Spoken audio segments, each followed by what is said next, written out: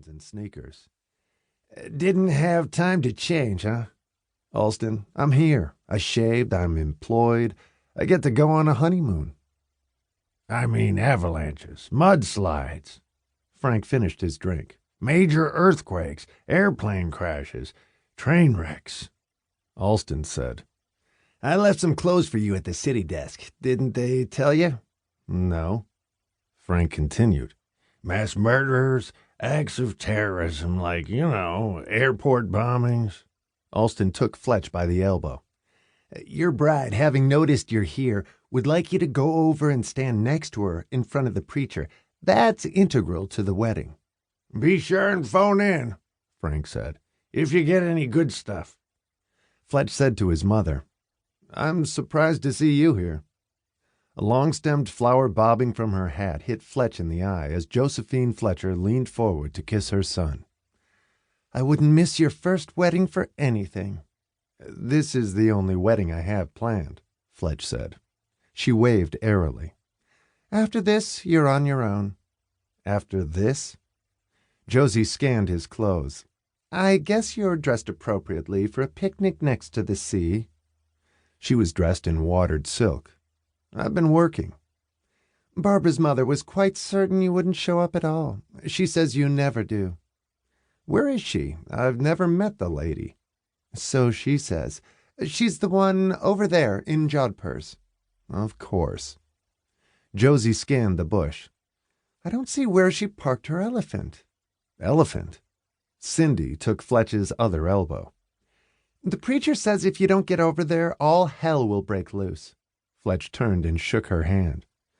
Can't thank you enough, Cindy, for everything. You've helped Barbara get ready for our skiing honeymoon. You've helped me keep my job. Cindy took the hand of a young woman standing next to her. I feel this is as much our wedding as yours. It is. Fletch shook the hand of the other woman.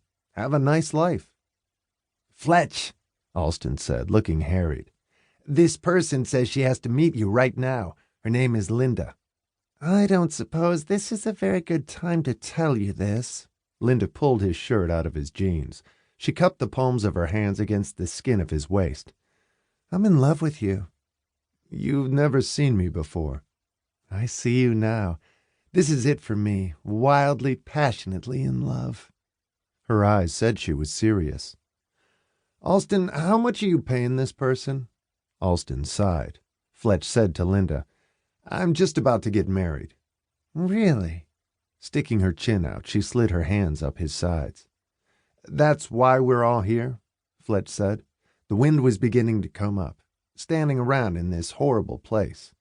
Alston said, I think weddings make some people romantic. Linda asked, When are you returning from your honeymoon? 2 weeks. We're going skiing in Colorado. Don't break anything, she said. I'll try not to. Because I'm going to be your next wife. You are? I've decided that. Linda looked like what she was saying was entirely reasonable. In fact, you might as well skip this wedding with Barbara altogether. Boy, Alston said, getting you married is something I'll never try again. Was she serious? Call me when you get back, Linda said. I work with Barbara. Oh, nice. Fletch was being guided strongly by the elbow across the field. Actually, she is beautiful. Barbara? Alston asked. Fletch said, Linda. Oh, boy. The wind had come up enough so Fletch had to speak loudly to the woman in Jodhpurs. Hello, Barbara's mother. How are you?